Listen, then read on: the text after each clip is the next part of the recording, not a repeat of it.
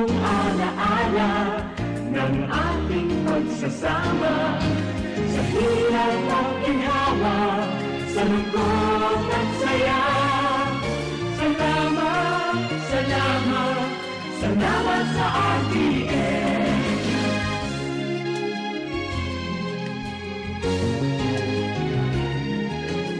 Kumuronda sa buong bansa, RPN Radio Ronda, DZRL Batak, Ilocos Norte, DZBS Baguio, DZKI Iriga, DYKB Bacolod, DYKC Cebu, DXKT Davao, DXKO Cagayan de Oro, DX General Santos, DXKS Surigao, DXKD Dipolo, DXKP Pagadian, DXXX Zamboanga City, RPN Radio Ronda.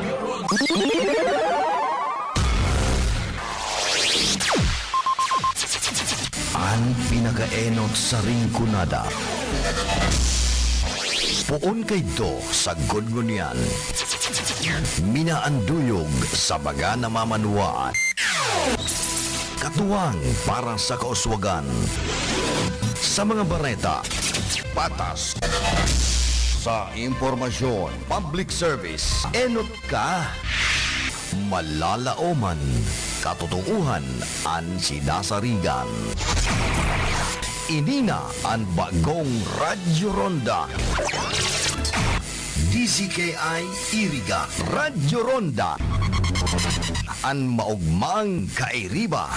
Madya na.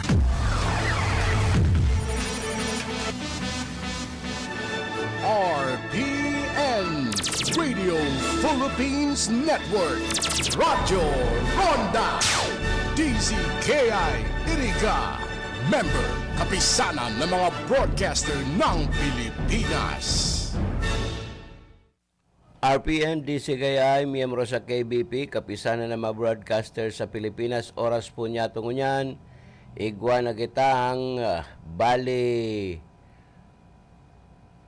34 minutos makalis na po ang alas 4 nin pagkahapon. That time check was brought to you by ACS Manufacturing Corporation, ISO certified world-class quality. Time check atod sa sendo ni Honorable Ruben Biares III, Municipal Councilor, Nabwa, Camarines Sur. That news was brought to you by ACS Manufacturing Corporation, ISO certified world-class quality. ACS.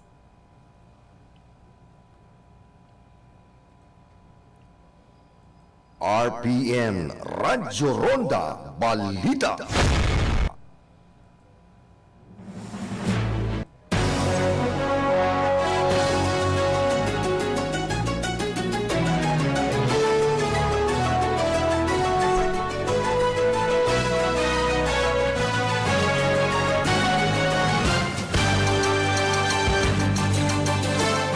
Diyos maray na hapon mga tugang, kuya na po sa tuyang pagbabareta sa Radyo Ronda Bareta sa paghapon Bicol Edition. Katuwang ko sa engineering, si Chief Engineer Abilin Doctoralio, yan man po si Engineer Chabo Naobra, Engineer James Oco, tapos sa NPO Center, si Gualberto Cabriles, si Ringman, si Jimmy Guanzon. Then, dyan po sa admin niya, si Miss Kyla Ray Angelica Legacion, si Joey Lim, ako ang po sendlong lingkod, madarakan mga bareta, na nagsurat kan mga bareta, June Verdiflor. Ngunyan, antes kan sa tuyang mga bareta, aramon muna niya to an magiging on weather update na bagong paluwason kan Pag-asa DOST.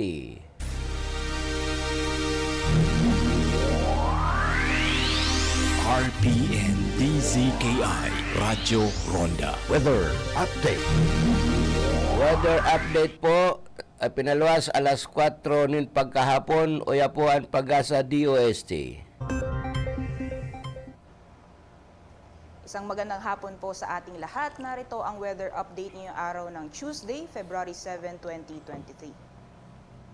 Sa kasalukuyan, nung umiiral na weather system dito sa malaking bahagi ng ating bansa ay yung easterlies or yung hangin na nagagaling sa dagat Pasipiko. Samantalang dito naman sa extreme northern Luzon ay umiiral itong northeast monsoon o yung hanging amihan. Kaya naman sa malaking bahagi ng ating bansa, makakaranas tayo ng generally fair weather conditions, liban na lamang sa mga chance na ng mga pag-ulan dulot ng localized thunderstorms usually sa hapon o sa gabi at mga mahihinang pag-ulan dulot naman ng hanging amihan. Samantalang dito sa eastern section ng Luzon, kasama dyan ang Cagayan Valley, Aurora, Quezon at Bicol Region, ulap ang ating kalangitan na may chance ng mga pag-ulan. At sa ngayon, wala naman tayong binabantayan na low pressure area o bagyo sa loob at labas ng ating Philippine Area of Responsibility.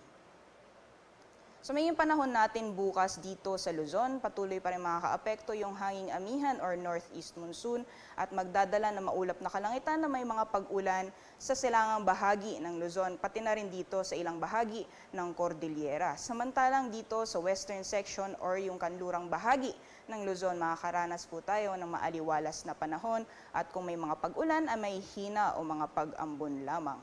Samantalang magiging temperatura inaasahan natin dito sa Metro Manila bukas, maglalaro mula 24 to 29 degrees Celsius. Sa Baguio City naman 14 to 23, Tagaytay 21 to 28, dito sa Tugigaraw, pati na rin sa Legazpi, posibleng umabot ng 29 degrees Celsius. Sa Lawag 19 to 30 at sa Puerto Princesa, pati na rin sa Kalayaan Islands, 24 to 31 degrees Celsius. Sa Visayas and Mindanao, asahan nating panahon bukas, maging maliwalas ang malaking bahagi ng Visayas at Mindanao at may mga tsansa na may hinang pag-ulan, usually sa hapon o sa gabi at mga panandalian lamang. Samantalang dito sa Davao, may mga cloud clusters or posibleng mga kaulapan na magdadala ng mga kalat-kalat na pag-ulan, pagkidlat at pagkulog. At ang temperatura natin sa Davao, asahan natin, maglalaro mula 23 to 30 degrees Celsius, pati na rin sa Tacloban at Cebu, aabot ng 30 degrees Celsius. Sa Iloilo, 24 to 31 at sa Zamboanga, 24 to 32 degrees Celsius. Sa kalagayan naman ng ating karagatan, wala naman tayong nakataas na gale warning sa anumang baybayin ng ating bansa, kaya malayang makakapalaot ang ating mga kababayang mangingisda at may mga maliliit na sakyang pandagat. Ngunit iba yung pag-iingat na lamang sa mga papalaot dito sa eastern section or eastern seaboards ng ating bansa dahil inaasahan pa rin natin yung moderate to rough coastal waters at posibleng umabot hanggang 2.8 meters ang taas ng alon. Magiging panahon natin ngayong Thursday hanggang sa darating na weekend. Sa Thursday ay posibleng umiiral pa rin or iiral pa rin yung hanging amihan or northeast monsoon. Magdadala ng pag-ulan dito sa eastern sections ng Luzon, particularly dyan sa Cagayan Valley, pati na rin ilang bahagi ng Cordillera. So sa Baguio City, asahan natin yung magiging maulap na kalangitan na may mga pag-ulan, pati na rin dito sa Bicol Region at Quezon. Samantalang sa nalalabing bahagi ng ating bansa, magiging maaliwalas yung ating panahon, liban na lamang sa Davao dahil inaasahan pa rin natin magdadala ng mga pag-ulan, yung mga cloud clusters at magdadala ito ng kalat-kalat na pag-ulan, pagkidlat at pagkulog sa Davao. Pagdating naman ng Friday and Saturday ay possible improving weather conditions tayo, maging bahagyang maulap hanggang sa maulap ang papawirin na may mga chansang isolated rain showers or thunderstorms, dulot naman yan ng localized thunderstorms. Usually sa hapon yan o sa gabi, tumatagal ng 30 minutes hanggang sa 2 oras. Metro Manila temperatures from Thursday to Saturday, inaasahan natin maglalaro mula 22 to 31 degrees Celsius. Sa Baguio City naman 14 to 25, 23 to 32 sa Legazpi City, Metro Cebu 24 to 32 at sa Metro Davao 23 to 33 degrees Celsius. Si Haring Araw naman ay lulubog mamayang 5:57 p.m. at sisikat bukas ng 6:23 a.m. At para naman sa karagdagang impormasyon, mangyari lamang na i-like at follow ang aming social media accounts, mag-subscribe sa aming YouTube channel at bisitahin ang aming website bagong.pag-asa.dost.gov.ph.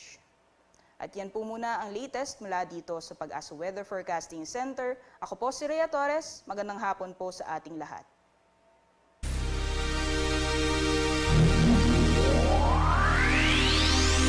May kukonsiderar na pinaka-makusog sa Weather Update. Yan po ang sutuyang weather update mga katugang sa panahon na ini. Hatod po sa Indokan Pag-asa DOST.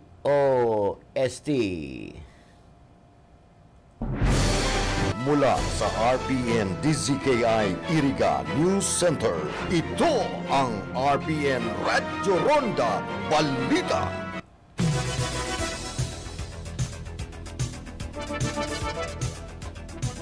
Oras po niya tungon yan mga tugang iguan na kitang bali 42 minutos.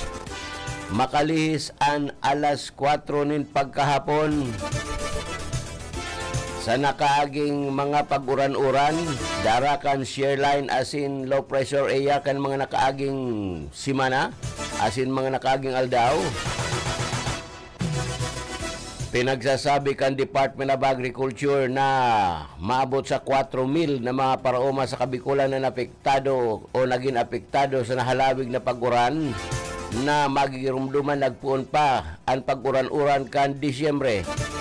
Asin nagkrear nin danyos na maabot sa total na 81 milyones de pesos masobra. Base sa pinahayag ni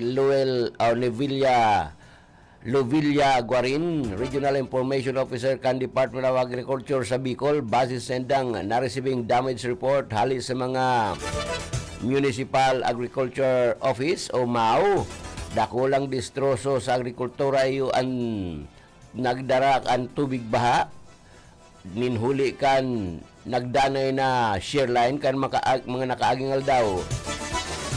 Sa total na sumada, igwang 1,621 metriko toneladang danyos sa 5,129 na mga ektarya asin apektado kan nagabot sa total na 3,962 na mga paroma sa bilog na rehiyon.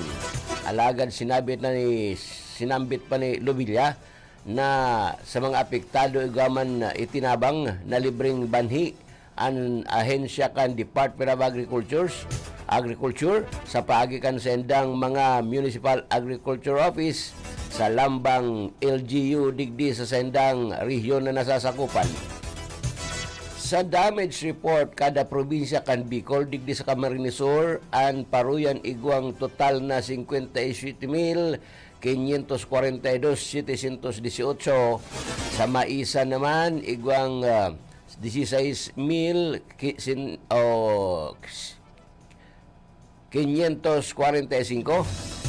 Sa Masbate ang paruyan na distrosar ang maabot sa 2,677,500. Sa Sorsogon, ang danyos sa paruya na mga ektarya ng paruyan nag-abot sa 1,674,779.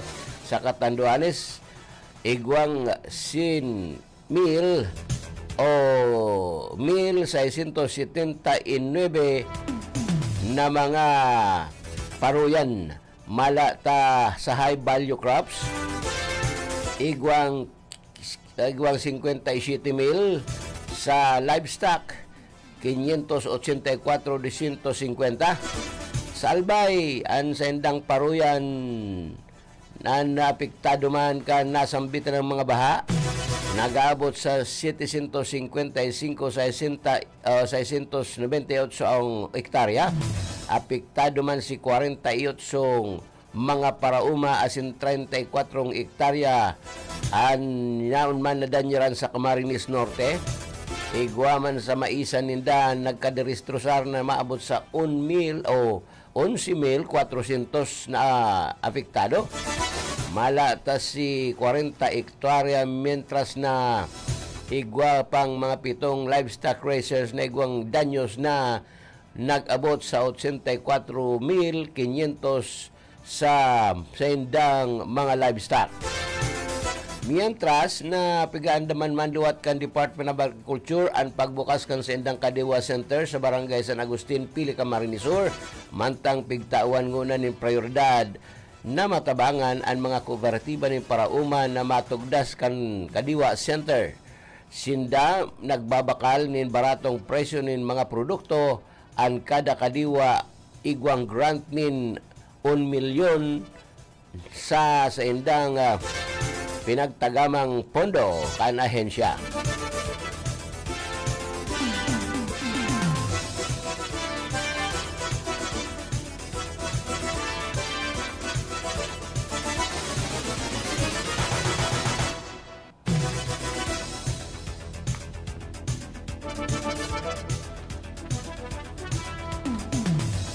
May nadukayan na sarong nadukayan ang sarong residente Campurok 3, Barangay Taba-Taba sa Basud, Camarines Norte na nagkapirang parte nin kalansay nin tao. Mga alas 11:30 nin pagkaaga kay nakaaging pizza 4 asin base sa report nakuha iniyo sa nasambitan ng residente mentras naglalangoy duman sa baybay dagat kan sendang lugar. Tulos-tulos man niyang ipinagpaisi sa mga otoridad asin napag-araman na mayo man na naibareta na nawawarang tao sa nasambitan ng barangay sa nakalipas na 30 taon. Ang nasabing parte kan kalansay o kalabera kung saan nakuha ang mga iniyo sarong dating fish inipalan duman sa lugar kan dating fish port na pinaggibo pa kan taon 1989. Padagos man na nakikipag-koordinaran mga otoridad sa pinakaharaning coastal barangays na sakop kan Banwaan kan Mercedes, Caman Norte. Kung may mga napabarita dapit sa nawawarang tao sa endang nasasakupan na lugar. Sa kunyan, nasa kustodiya kan mga otoridad anak ko ang kalabera mentras na pinagpiprepara naman ang mga kaipuan para sa isasagibong eksaminasyon tanganing mapag-araman ang persona na may sadiri kan nasambitan ng kalabera.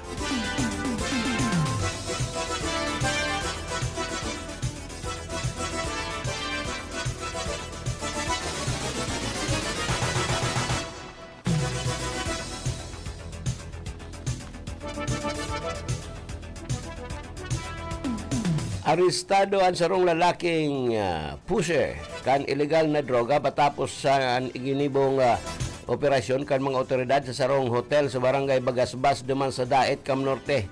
Mga alas 11:55 ng pagkawanggi kan nakaging Pebrero 4. Pinagbisto ang suspitsado na si Joseph Coyos, 36 anyos, residente kan Block 14, lot number 16, Lumina Homes, Barangay Sabang, Tayabas, Quezon. Nakuha sa suspect ang bali 70 gramos na pinagtutubudan shabu na nagkakantidad man ng 476,000 de pesos. Nasa kustodya ng unyang kan mga otoridad ang suspect asin pinag-aatubang sa kasong paglapas sa Republic Act 9165 o mas bistado sa Comprehensive Dangerous Drugs Act of 2002.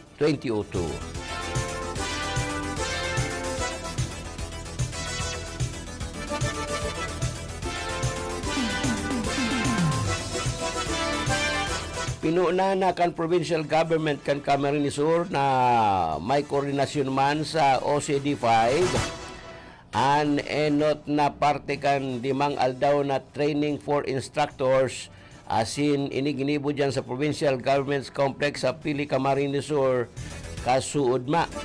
Ang mga partisipante sa nasambitan ng training ang mga miyembro kan provincial DRRM Council kan Camarines Sur asin local DRRM officers na sa enot naman nagkaigwa na sindan ng training sa magkapirang mga instansya. Ang objektibo o objektibo ka nasambitan ng training iyo ang makaproducer ng mga instructor sa probinsya para sa DRRM capacity building activities. Ang objeto kan training o ang Camarines Sur iyo ang primerong probinsya nagkondukta kan pinagapod na Training for Instructors, yan, o TFI, digdiyo sa Rehiyon kan Bicol. 52 minutos makaagyan alas 4 ng pagkahapon. tulos na nag-aksyon ang lokal na gobyerno kang Calabanga, Camarines Sur, asin ang Department of Agriculture digdi sa Bicol, tanganing mapugulan ang pagkakaurulakitan kan pagkakahilang kan mga livestock o kaya mga urig sa sarong barangay duman sa nasambitan ng Banuan. Ini mananggad na ang sinabi ni Mayor Eugene Severo. Sinabi kay ni na Lunes, pizza 30 kadtong nangyaring Enero, kan may mag-report sa inda na pinahiling kon na ano ang tama na tuminama na hilang sa iyang urigan. Sa pakikipag-ulay kay Lovie Guarin, tagapagtaramkan DA digdi sa Bicol, sinabi kay niyong positibo sa test ang sarong hog racer na apektado kan sinasabing ASF. Asin ngunyan, pinagigibuhan na ninin paagi, tanganing dai na magkaigwa o maghiwas pa ang urulakitan kan nasambitan ng helang sa hayop.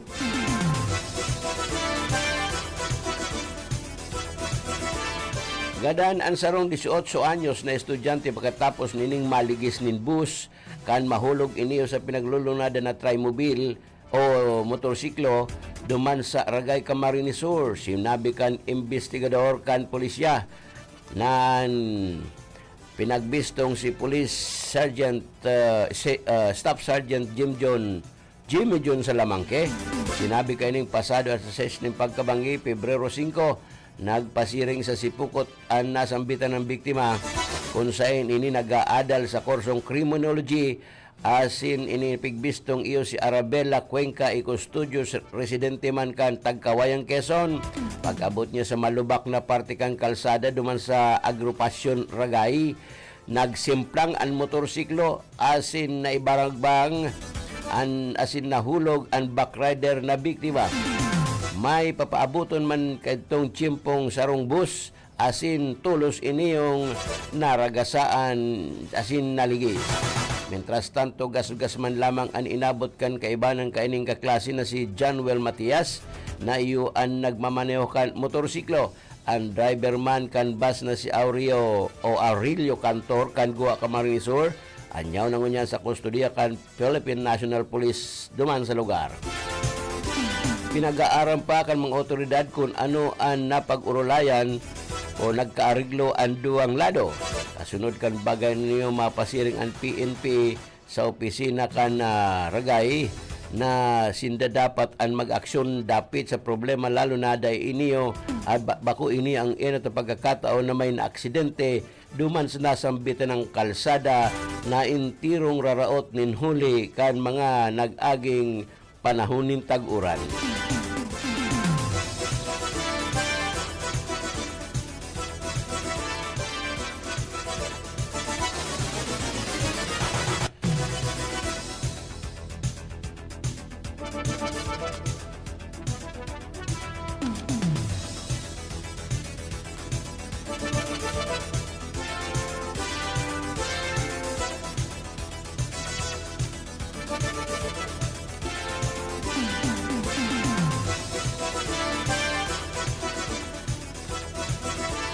Oring bareta niya tungunyan sa lado lokal pamanggiraray.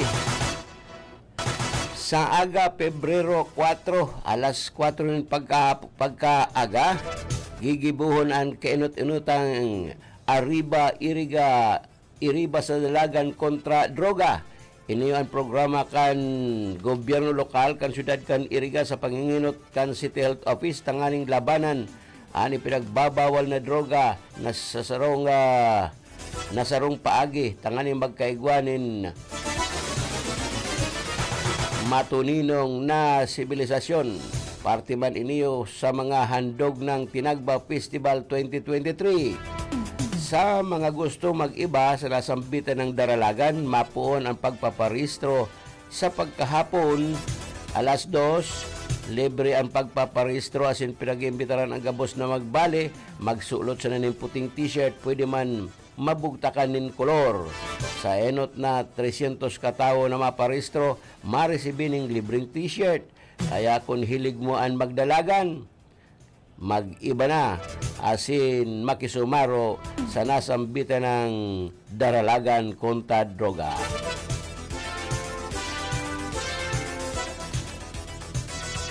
Asin yan man po ang kabilugan kan sa tuyong pagbabareta ngunyan apo na ini sa RPN Radio Ronda Balita sa pagkapon Bicol Edition. Sa mga baretang pinanday, sinurat ni John Verdiflor. Ini man ang sendong nagbabareta manding na karyosaryon. Katuwang ko ang manasa engineering, yaon man dyan ang admin, asin an sa tuyong mga pag-ireba dyan sa Info Center. Mabalik po kita pagkatapos lang magkapirang minuto. Madumana kita sa tuyang programang mag-urulay kita o pag-urulayan ta banwa.